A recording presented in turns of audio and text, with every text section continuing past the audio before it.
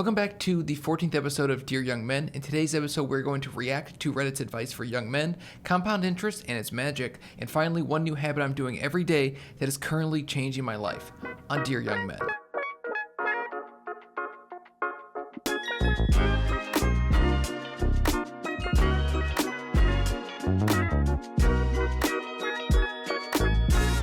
So to start, I want to go over the one habit that I've been doing that is really positively impacting my life and changing it for the better. It's very simple, and I just want to talk about it.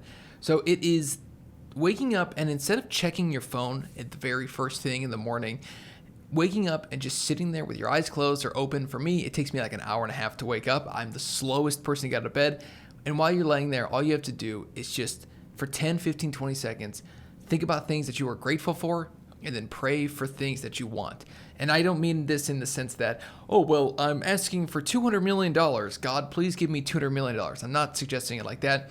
More so, the strength to get those things. That's what I'm suggesting. I want you to sit there and ask for the ability for these things to come to me. And obviously, you want to do this through a worldview, a Christian lens, which is obviously I'm a Christian. So you want to do that. You're not asking for money. You can't worship money. You can't worship God at the same time. You're asking for the strength to do certain things. So if it's to be a better father, to be a better husband, to go to the gym, to be more consistent with the way that you're eating, to be more consistent with the way that you're spending money, take account of the things in your life that you're grateful for. Say that first. And the second thing is basically you're analyzing your life and you're figuring out ways that you want the strength to help improve it. And that's what you're asking for. You're not asking him to do it for you, because that's not really how it works. I mean, you have to do it yourself. He can guide you and he can help you alongside, but he gave you a brain that can think. We are our own autonomous beings, and so we are able to make our own decisions. You just want him to be guiding you with his hand, pushing you in the direction that you are wanting to go. So this one thing is pretty much, it's very simple. That's all you have to do. You don't have to do anything else. If you can wake up and do this every single day, you're going to just be setting yourself up for success, as opposed to going on Instagram, which I've been on Instagram a little bit, and I checked because I've been posting reels from it for this podcast, and Instagram is insane. I mean, it's insane. The things that people will post in the comment section is completely ridiculous. It's like, it doesn't matter. You could be as anti-Semitic, as racist as you want. It's the strangest thing. I don't know what the hell's going on over on Instagram. I would suggest staying away from that. I don't really use social media at all, but that one definitely stay away from. I don't know what's going on over there.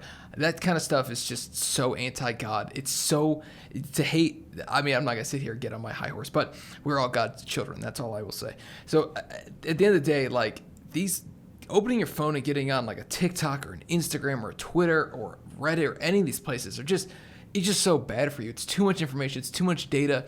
We should really just be waking up, looking at the sun, and saying hi to our family. That's what we should be doing, or doing some push-ups, or getting some food, getting a coffee, whatever it is.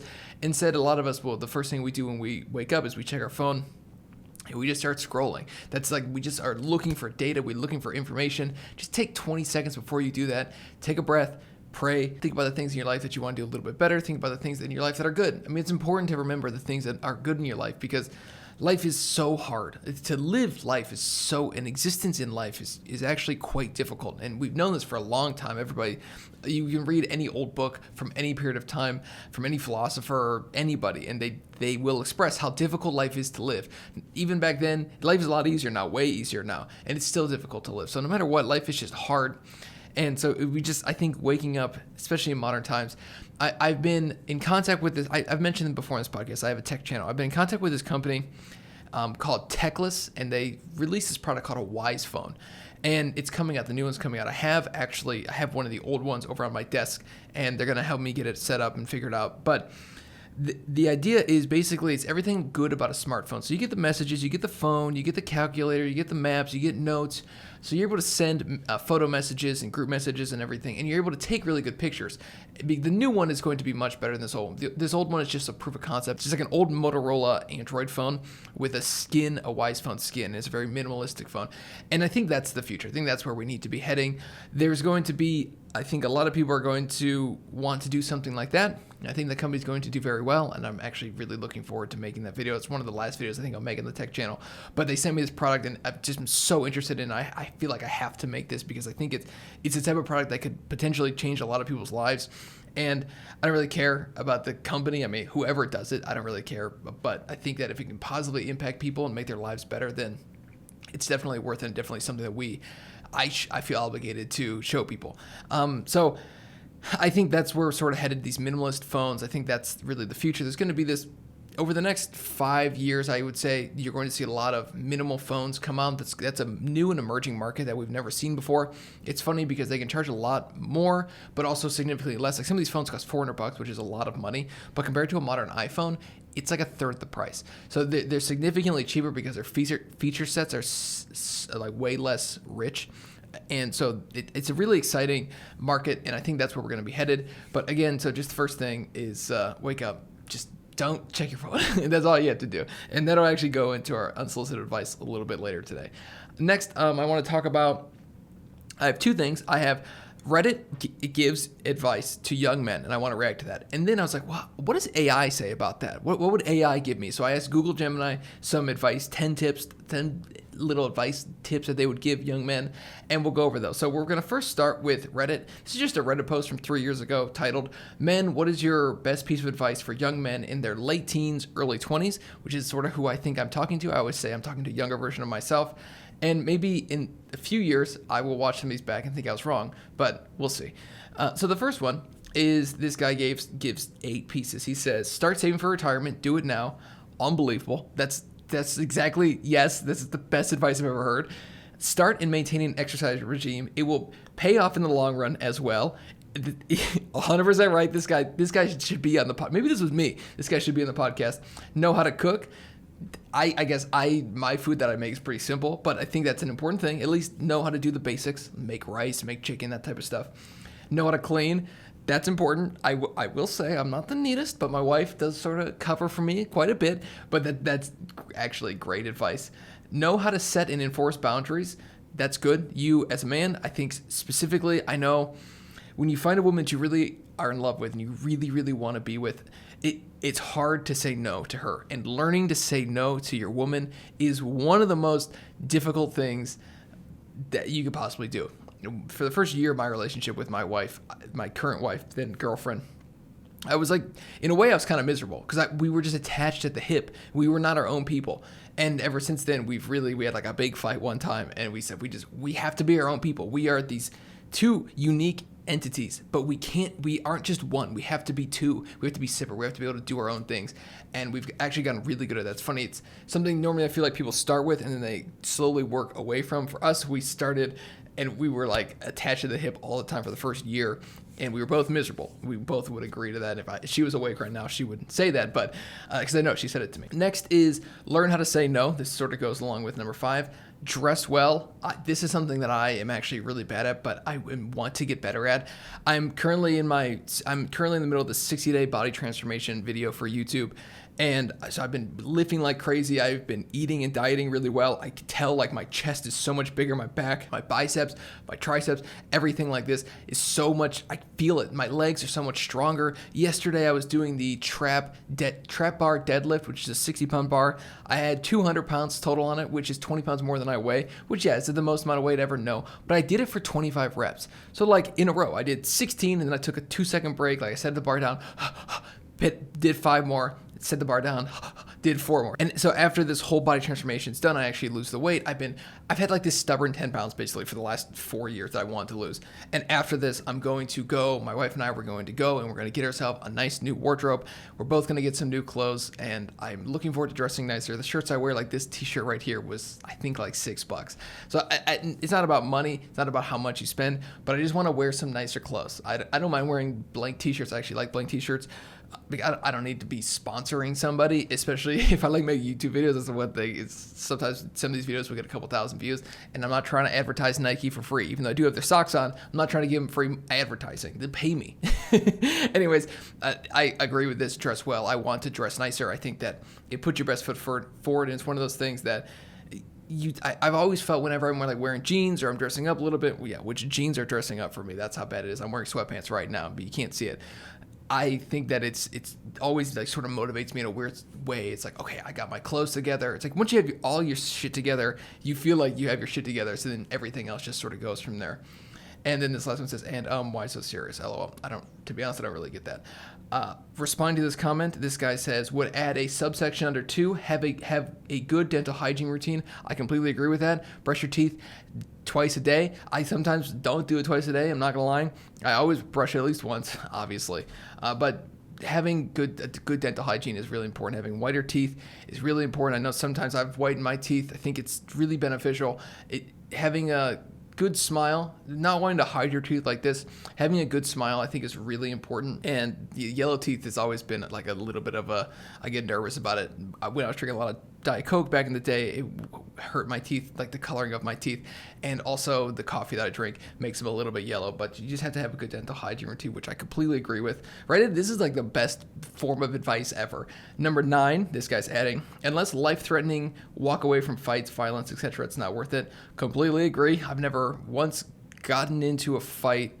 I was around a fight one time, but I've always just diffused the situation by laughing and making jokes and just sort of walking away. I don't need to fight anybody. For one, I'll probably lose. If I'm being honest, I was a golfer. I'll probably lose a fight. If I had to fight, I would. But it's best to just not get into a fight. You never know what could possibly happen. Avoid lifestyle creep is number 10. This advice is literally this podcast condensed down into this, which is disappointing, which means all my ideas are not my own. They're not unique, which is not surprising because I wouldn't have said that they were. But avoid lifestyle creep. This is probably one of the more powerful ones. My wife and I, we recently were able to have her go to part-time because we've avoided lifestyle creep. Yes, we live in a fantastic home, but we've never gone crazy with the cars or anything. We've always lived within our means, like well below our means. In fact, we were able to, for a period of time there, we were investing like 40 to 50% of our income after taxes, which is just remarkable. Like that's an incredible amount of money to be able to do. Now that my wife works part-time, that number has really been dramatically cut. So it's probably closer to like 20%, which is still good. But to me, it's always like, I want to invest 50. If I can't invest 80%, I'm not investing enough. But totally agree with that. It's easy to have lifestyle like creep up on you. A technique that my wife and I have done is we keep a budget. My wife is exceptional at keeping a budget, but also what we've done is we've always only kept maybe a couple $1,000s in our bank account at one time. Sometimes it's less if the home payment comes out at some point. So it's like we always just don't keep very much money. That way, every time we look at our bank account, there's not money there to be spent, which is a really powerful tool. It used to stress my wife out, but she sort of understands it now. What we do is we just invest everything as opposed to saving the money, and that's a way that we've done it. I think that because we have full-time jobs, or I have a full-time job and she works, and we're getting consistent paychecks, that's a better way to do it. If you're somebody that's doing some type of freelance situation, or your job doesn't pay every schedule, I don't know, like you're a sales guy, whatever, your payment isn't 50, your payment isn't 26 divided by your salary. If that's not what it is, then I don't know if that's necessarily the best way to live. But it's definitely the way that's worked for me. You probably just want to save a few more bucks. And finally, find a partner who can also be your best friend. Looks and passion fade over the years, but hopefully what remains is still beautiful and meaningful. This is unbelievably good advice. I'm going to keep going. I actually love all this advice. Galloping_scallop. Great advice. All right, let's see. This one is from The Shoemaker. If you go to a lot of concerts, wear earplugs. Your ears will thank you later. Your ears will thank you later. This is also really good advice. Every time I've ever done anything, like I built this wall right here, so I cut up all the slats. I've built so many things. I redid this whole room. I put up that wall. I closed in a door. I put up all the walls in this whole room. I always wear a mask for breathing protection, eye protection, and ears. You only are given one of everything. So you're only given one set of eyes, one set of ears, and one set of lungs. So I guess you're given two of everything, but we'll just call it one. Just protect it. It's not that hard. It's not that hard to protect it. Don't listen to music too loud. It's stupid. I never listen to music loud at all, and I have really good hearing still. My wife would say it's not that good, but it is pretty good. I just like to, when I listen to things fast, I need to listen to it a tiny bit louder. So if I listen to something at 2x, it's just like, you're listening to everything so loud. Not true at all, sweetie. I don't know what you're talking about. But seriously, protect everything. You only have one of everything. Hands, if you're doing something a little bit more dangerous, like cutting, sawing, whatever it is, just be careful, be very aware. If you're using a table saw, watch the videos, keep your hands away from the blade. I see so many people where it looks like their hands are like inches from the blade, and it's just terrifying to me. I don't like using a table saw because I just know I'm the idiot that's going to get my fingers cut off. I'm going to use my fingers for so many things, like typing and writing and just life. Fingers are so important. That's why we have them. And so definitely protect yourself. Let's see. Financial literacy, we're going to keep going. We'll do a few more. Financial literacy is among the best ways to get ahead in life. Sexually, remember to always wrap it. No kids until you're in good shape financially, mentally, and you've seen every side of the woman you'll be having them with. Finally, if dating is a struggle, don't worry. Don't get negative about it. Work on yourself and your time will come. Now in my 30s, it's way easier than 10 or 15 years ago. I will say I agree with basically all this. Sexually, remember to wrap it. Obviously, I'm a Christian, so I'm going to say, probably shouldn't have sex outside of marriage. I know people are going to do it. I also did it, so I'm not going to sit here and say that I am holier than thou. I regret having done that, but I will say that it's probably best to just not do that until you're in the confines of a marriage, because of what could happen is kids. And if you're in a good place financially, mentally, this is tough for me because I disagree with that part of it. I think that as a human, you are so scrappy and we're so intelligent. We're we're the smartest things on the planet, and we figure it out. And yes, I understand the advice and I'm not saying no to it, but if you don't make a ton of money and you have a kid, I mean, if you're scrappy and you want what's best for your family and you're willing to sacrifice and do the hard thing, I think you should just send it. Again, yeah, make sure the woman you're with is can handle having kids, and make sure you yourself can handle having kids. But financially speaking, I think a lot of people cop out with that and use that as an excuse to not have kids and wait until they get older, which is fine. I mean, I'm not going to tell you how to have kids. Looking back in my life, I used that as an excuse for a while, and I was lying. It was a lie. I just wanted to live a nicer life. We were investing 40% of our income, 30% of our income before we had kids, and so it wasn't like we didn't have money. It was just, I don't know, kids are expensive. Kids aren't that expensive. But this is also good advice. This guy says, knowing when to shut the F up. That's a good one. All right, just a few more. These are so good. I love this. Sturby BT says, when you need to pick something heavy, squat down, put the weight into your legs and hips, keep your back straight. You got one spine for the rest of your life. This advice is so good. I love this. Let's see. Plan ahead and be ready for that plan to be flipped upside down. I agree with that. All right, just a couple more. I love this. Honestly, the best advice this 55-year-old person can give to a teenage or early 20 person is this. The people giving you advice don't know what they're talking about. They don't know you or your situation. When somebody's giving you advice, particularly unsolicited advice, I feel personally attacked. They are really telling you what they wish they would have done. They don't know you. As you get later into your life, you'll realize a lot of advice that you were given, and tragically, some of the advice that you followed was horrible advice. You're old enough to already trust your gut. This is pretty good. I actually don't disagree with that at all. This whole podcast, this isn't my prescription on how to live. I am trying to get my ideas across, and I say this all the time. Like, my ideas I believe them. I'm living into them. I think they work for me, and I think that if you follow these, I think your life could be better. But the idea is that you need to make your own decision. I always say listen to more voices than my own. But I agree with this guy. But I don't understand why. I feel like this guy this was posted 3 years ago. This guy's sort of attacking me personally. Never take advice from someone who is bitter or resentful about a subject, whether that be in love, career, money, etc. Instead, listen, evaluate the circumstances that had led to their advice, consider the alternatives, and then draw your own private conclusions. This is exactly what I was just saying a second ago. He said it maybe a little bit more eloquently. So, Grin Shanks, maybe don't step on my toes on my own podcast. This is a little awkward, but no, I totally agree with him. This is awesome. This is so good. I loved all this advice. I'm very impressed. I think that I don't disagree with almost any of this stuff. Let's see. I gotta read more. These are so good. I'm sorry. Outline your life in pencil, not pen. Be willing to pivot. Completely agree with that.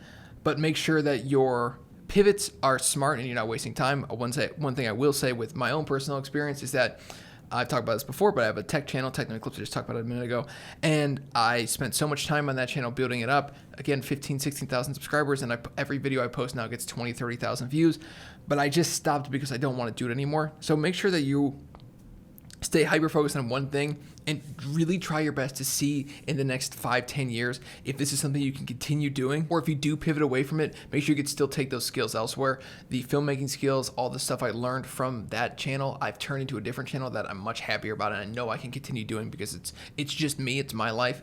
And so, yeah, I agree with this guy. And then this last one, let's see, Harold Godwin. Read books, not self-help bullshit, but read real literature, fiction, read the great writers and discover others you like.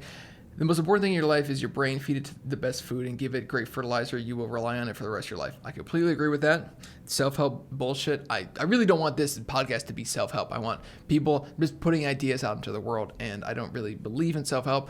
I believe that's probably what this podcast would sort of fit under, but that's not, I don't know. I don't really feel like that's exactly what I'm doing, although maybe you could disagree with me, and that's fine. All right, so that was pretty good. Now let's go to Google Gemini, AI. What do our tech overlords say? I guess it's not tech overlords. It would be the future of everything. I mean, it's going to replace my job. It's going to probably replace your job. It's going to replace this right here. I'll just like type it in what to say, and it'll just ramble for 40 minutes, which is exactly what I'm doing. All right, I asked AI to give me advice for young men. Here is what Google Gemini said. Building character and success. Number 1, develop emotional intelligence. Understand and manage your emotions, empathize with others, and build strong relationships. I would say I agree with that. I think as a guy, you're sort of called to be more of the bedrock emotionally for your family. So when things are tough in my family, I want to be the rock that everybody can come to. Even if I myself am a little stressed out about it, I don't want to be sitting there completely stressed out, because if I'm stressed out, my wife is stressed out, and my kids are stressed out, and everybody's stressed out, then nobody has anywhere to turn. So you have to try to be that, even if you're faking it sometimes. Faking is sometimes the best thing you could do. But no, I definitely agree with that. Cultivate lifelong learning. Never stop seeking knowledge. Read books, take courses, and explore new ideas and interests. I agree with that as well. I don't disagree with that. This is pretty good. AI and Reddit are really coming in strong. They're doing better than me at my own job that I'm not paid for. Is this a job, or is this just something I do because, I don't know, why do I even do this? Let's see. Prioritize physical health. Number 3, exercise regularly, eat nutritious foods, and get enough sleep. A healthy body supports a healthy mind. This stuff is like so annoying. Is this all I'm saying? These basic advice? Basically, yeah, I guess it is. Life is pretty easy to be decent at. Prioritize physical health. Exercise regularly, eat nutritious foods, and get enough sleep. I agree with that. Let's see. Number 4, build strong relationships. Invest time in genuine connections with family and friends. These bonds are invaluable. I agree with this for the most part. Obviously, family for sure. Friends come and go. Not that you don't want to have friends, but friends do come and go here and there. So make sure the friends you're friends with, you might lose them at some point. Like people grow apart. We move away from each other. Make sure the friends that you're with are interested in becoming the people that you are also interested in becoming, and that you were made to be. And I say made to be as in God, a creator, created you to be something greater than what you currently are. So you build the strong relationships. Yeah, I think it's good. Yeah, definitely make sure that the people in your life are headed in the direction you want to head. Family is uniquely important. Your own personal family, the one that you create, that's the most important thing for sure. But yeah, your family that you grew up with and the people like the extended family members, definitely, yeah, just make sure you're spending time with people who are going the direction that you're going. If not, just be wary of the fact that they aren't going the direction you're going, so don't let them pull you down with them down into the mud. Number 5, develop financial literacy. Learn about budgeting, saving, investing, and managing debt. A strong financial foundation is essential. It's good. They don't tell you, how to do everything. I think that it's pretty easy to do. I've talked about that a bunch, but basically, yeah, I mean, budgeting is huge. It's like the number 1 wealth building tool behind compound interest, which we'll talk about in a minute here. But, it's good. Managing debt, I would say not managing debt, just not having debt other than a home is probably where you want to be. But a strong financial foundation is essential. I agree. All right, now they give us 5 more under navigating life. Set clear goals. Define what you want to achieve in life, both short-term and long-term. Having a clear direction helps you stay focused. This is good. No, I agree with this as well. This is so boring. I just agree with everything. But yeah, both short-term and long-term goals are important. Obviously, I've talked about this a bunch, but make sure you stay focused on one thing. That's something that I messed up on, and I will bring it up a lot because it's something that I think had I not done that, I could be in a different trajectory and doing maybe better in the field that I'm interested in. But yeah, no, definitely having short-term and long-term goals. I wish I would have probably written some more goals down that I was really interested in doing, as opposed to just thinking and talking. I'd like to do this, I'd like to do that. Writing it down, saying it out loud. We're physical beings as much as we are spiritual beings, so you have to do the thing, do the actual writing of it down. Number 7, develop resilience. Life is full of challenges. Learn to bounce back from setbacks and grow stronger through adversity. Yeah, I mean, this one's kind of lame. Yeah, I don't know. Develop resilience. Just, pick yourself up. Like, yeah, I don't know. That's never been a problem for me. So I don't know. I would say more so learn to examine your life and see where you're at and try to avoid setbacks, don't avoid self-sabotage and making sure that you're not setting yourself back. I would say that's probably better advice as opposed to developing resilience, which I think is important. But if you could try to head off and try to cut off some of these mistakes you're about to make just by examining your life. We talk about the Socrates quote, an unexamined life is not a life worth living. And so I think that's having resilience is good. You need to be able to just, like I'm rubber, have stuff bounce off of you. But at the same time too, it's examining your life and making sure you're on the path you want to be on and constantly doing that. Let's see. Practice gratitude. Focus on the positive aspects of your life. Gratitude can improve your overall well-being. Okay. Yeah. This is the first part of this podcast. AI. This is cheating. All right. Number 9, build confidence. Believe in yourself and your abilities. Confidence is attractive and empowers you to take risks. I definitely agree with this. I feel like I was a little bit more lower confidence, and it wasn't for lack of ability, just I wasn't confident. If I had faux confidence, it was just me being cocky and trying to be funny. But this is really, I like that a lot. Building confidence, I think, is really crucial for at least looking back, if I'm talking to old Scott, that's exactly what I would say. A younger guy, having confidence, believing in yourself and your abilities, and just understanding that everybody's kind of full of shit and nobody really knows what they're doing. And so if you could learn to actually do the thing that people don't know what they're doing, you can make a ton of money and do the things that you want to do, because most people have no idea what's going on. So yeah, build confidence and believe in yourself. Believe that you can do it. And I think that that's something that I struggled with. Is like, oh, I don't think I could do it. It's like, no, just take the chance and just try it and you'll figure it out. And number 10, give back. Find ways to help others. Volunteering, community service can be incredibly rewarding. I agree with that as well. Wow, AI gives pretty good advice. So if you need advice, stop listening to this podcast. Just go to Google Gemini and just ask them. They will give you 100% accurate answers, or go to Reddit. The Reddit ones were much better than the Gemini ones. All right, next I want to talk about the comment section. Wah, wah. No comments today. That's okay. Well, I did get a comment, but it wasn't a question. He was just he's a subscriber to my tech channel, and I think he's a subscriber to the Scott Schroeder channel, and he's also, I think, a subscriber to this channel, which is cool. So I appreciate all the support, Kenji. But that wasn't really a question. So if you have a question, leave me a question and I'll answer it. All right, next is the quote of the day.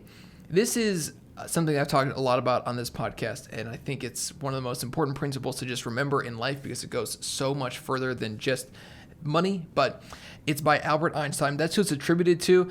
I never trust these things. I never know. It's like they always say, like, oh, Martin Luther King Jr. said this. It's like, but he didn't. It was actually some random guy on the internet in 2015 who said that. So anyways, Albert Einstein was attributed to this, and it's compound interest is the 8th wonder of the world. He who understands it earns it. He who doesn't pays it. Compound interest is a really interesting math equation, and I love numbers. I'm really good with math. I've always been really good with math. So this concept has always really made sense to me. So I'll try to break it down for you. That way if you're not good with math, you can understand it. The idea of compound interest is so interesting because it takes the money that you have. Let's say you have $100. It takes that money and then it adds the interest to it. So now you make 10% interest off of the $100. That's $110 now. And now for the next year, you have $110 invested as opposed to only $100.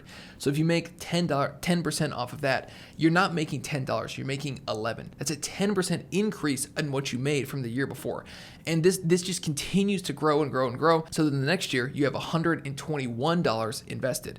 And then that 10% would be $12.10. You can see how this could pick up so quickly if you're making 10% a year, which is the average rate of return on the S&P for the last since almost 100 years now, since the 1930s.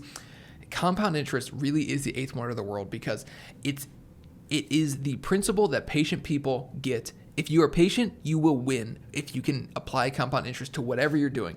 So money, I think, makes the most sense to me because it can just grow so quickly. I bring up the Dave Ramsey calculator all the time, the Dave Ramsey investment calculator all the time, because I think it's such a powerful tool to show you what compound interest can do. So let's say you are 20 years old and in 40 years, you're going to be 60 and you only put $100 in and you never contribute another dollar. So all you had to do was invest $100 one time, and over the course of 40 years, if you never touched it, and you made 10% every single year, you would make $5,369, which means $5,269 is growth because you didn't do anything, because you were patient and you touched it. And now that's only $100. Consider if you could add another $100 on top of that every single month, you would have $637,775. That is only contributing $48,000 over the course of 40 years. That's no money. That's $1,000 a year, basically. And for the average American with an average salary, making an extra $100 a month is as simple as just cutting out, going out to eat, and that's it. That's all you have to invest. And you could become a millionaire just by doing this very basic thing. But this goes so much deeper than just money. Money to me is what makes the most sense, and you can see the numbers get so big. It's a chart. It's an increasing at an increasing rate type of chart. So if you understand what that looks like, at the very bottom, it looks like it's dead flat going parallel with the x-axis. And then as you continue, it'll get to a point where it looks like it's going parallel with the y-axis because it's increased so dramatically. That's what compound interest does for you. That's how you can become a millionaire, leave your kids a legacy that they can then leave their kids, and you can have generational wealth. But this, again, it applies to more than just money. If you're taking this with a business or you're taking this with anything, compound interest is... what compound interest is, for example, let's say, I'll give you another example in my life. Compound interest with a YouTube channel. You put in all this money up front, and it doesn't grow that much. Over 4 years, let's go back to the calculator, and if over 4 years you invested $100, and then you invested $100 monthly at 10%, you would only have $6,021, having invested $4,800. So at that point, that's not much. I mean, yeah, you made $1,100, but is that really going to change your life? No. So that's the thing with compound interest, is it takes time. So in my life, let's take the YouTube channels. For the first year of the YouTube channel, the first 6 months, I was stuck at about 200 subscribers on my Techno Eclipse channel. In the next 6 months, I grew to 1,000. And then over the next, so that was the first year I grew 1,000.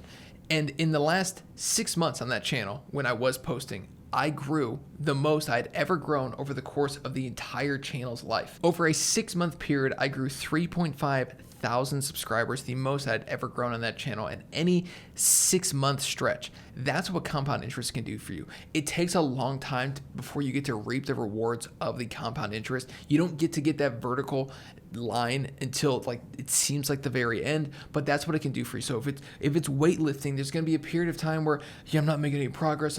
My body doesn't look any bigger, and then one day you'll see it, and then the progress will just, on top of that, it'll continue to compound. Same thing with getting good at a sport with golf. It was the same thing for me. I was bad, and then one day I just sort of clicked, and it wasn't all at once. Looking back, it did sort of happen gradually. Maybe it felt like more parallel or more of just a straight line. But then you look at the scores, and it really is kind of an increasing rate, because you learn things and you can apply those things and those swing thoughts to your swing today, even though that this is that and this is that. That's how life works. Is compounding interest is, without a doubt, the single most important tool that you could ever learn beyond money, beyond anything in your entire life. If you want to be a good dad, you have to put in the work every single day, and you're not going to see that reward until they're 25, and they're better people than you. That's what you want. You want your kids to. You want to hold your kids up while you sit in the mud and they improve their lives. That you want their lives to be better than your life. That's what it's supposed to be. We're supposed to pick our kids up and put them above us. I talk about Atlas a lot, how he holds up the world, and I've always imagined that as a father holding up the world for his family. That's what it should be. It's probably the allegory, but I don't really know that much about Greek mythology. I know a few things, but I don't know that. So anyways, the compound interest, just remember that is a remarkably powerful tool. And finally, for the section of the day that the Reddit guy said not to get, the unsolicited advice section. Today's unsolicited advice is from a guy who's not bitter about something, who just wants to help, and he just thinks that this is a good idea. Stop going to bed with your phone in your room. Now, I have talked about this ad nauseum on a million different things for a long time, and I really, really, really believe that going to bed with your phone within arm's reach is just negative, unless you are just listening to the Bible. And if you're not, then anything else you could possibly be listening to is probably just bad for you and doesn't feed your soul in a positive way, and you should just be going to sleep anyways. We probably all don't sleep enough as it is, especially the guy with 2 kids under 2 or under 2.5 now. So I would really suggest not having your phone in your bedroom. So what this means is you're going to have to buy an alarm clock. There are so many cheap alarm clocks on Amazon. You can probably go in for $5. Your local discount store. I have a discount store around me. I think I bought an alarm clock for about $5. You just have to get it out of your hands and out of the way, because if it's within arm's reach, you will just go grab it and you will just use it. And that's just what it is. And you don't want to go to bed having laid in bed like this for 30, 40, 50, an hour, 2 hours, just scrolling on whatever you're scrolling on. It's not productive. It can't be productive. You can't really be that productive on your phone. The screen is too small to be productive. So you're just taking in content. That's what you're doing. And then the same thing when you wake up, the phone's within arm's reach, the first thing you're going to do is check it. And you're not going to follow my advice from the beginning of this. I'm not bitter. Remember, I'm not bitter. So anyways, I would just really suggest not going to bed with your phone in the bedroom. I think it's just a type of thing that we all sort of do without thinking. There's so many things like that in life where you do stuff without thinking about it, and it impacts your life in a pretty tremendous way. I mentioned this, I don't remember where I mentioned it. Maybe I was just talking to my wife. But we make so many decisions on a daily basis that we don't even make really. You don't actively think about bringing your phone to the bedroom or not bringing your phone to the bedroom. It's just sort of in your pocket, and then you just take it out and put it in the charger. And it's like, yeah, I don't know, that's just where I charge it at. There are so many decisions like that we make in our lives every single day that we need to just be analyzing a little bit, because some of these decisions, like going to bed with your phone right next to you within arm's reach, could really negatively impact your life in a pretty dramatic way. Imagine the difference between waking up to the sun hitting your eyes, opening a window, and just feeling the sun and the beauty of nature outside your window, versus not doing any of that, staying huddled up in bed and just scrolling on your phone, seeing that this person passed away here, this person died here, and this attack was here, and this and that. It's like, oh my gosh, I don't want to hear that. I just woke up. Why am I already hit with all this negative stuff? I just think that we have information overload all the time. There's just too much information happening all the time. The election this, the election that, there's wars here, there's wars there, and all this stuff. It's like, yeah, it's important, but oh my gosh, that's like our main focus is all on all these national events, and we don't even know our neighbor's name. We don't know the guy who lives next to us, what his name and what his family is like, and what problems they have, and what problems his house has. Instead, we're so focused on the election or this thing over here, this world event over here, or this world event over here. And I just don't think that we as humans can actually handle all that information. I just think the internet is simply too much information for us to handle. And I don't like that. And I don't think that that's positive for humans. So I don't think you should just be able to access all that information when you're in bed, looking at your phone all the time. So I would really suggest not bringing your phone to bed. I also don't put a TV in your bedroom either. You want to kill your sex life, put a TV in the bedroom. I don't have a TV in my bedroom, and I have 2 kids, and I'm less than 30. So what does that tell you? No, but seriously, don't put a TV in your bedroom. That is so bad for you too. These screens are just, I think we're not making these decisions. They're just sort of, I don't know, yeah, everybody has a TV in their bedroom, I'll do it too. And then you don't think, well, I'm going to watch TV in bed as opposed to just going to sleep, or as opposed to reading, or as opposed to doing some other activities that are potentially a lot more fun than just watching TV in bed. So I would just suggest really limiting the amount of screens in your bedroom. I would really, really suggest limiting all the screens in your entire life and throughout your entire house.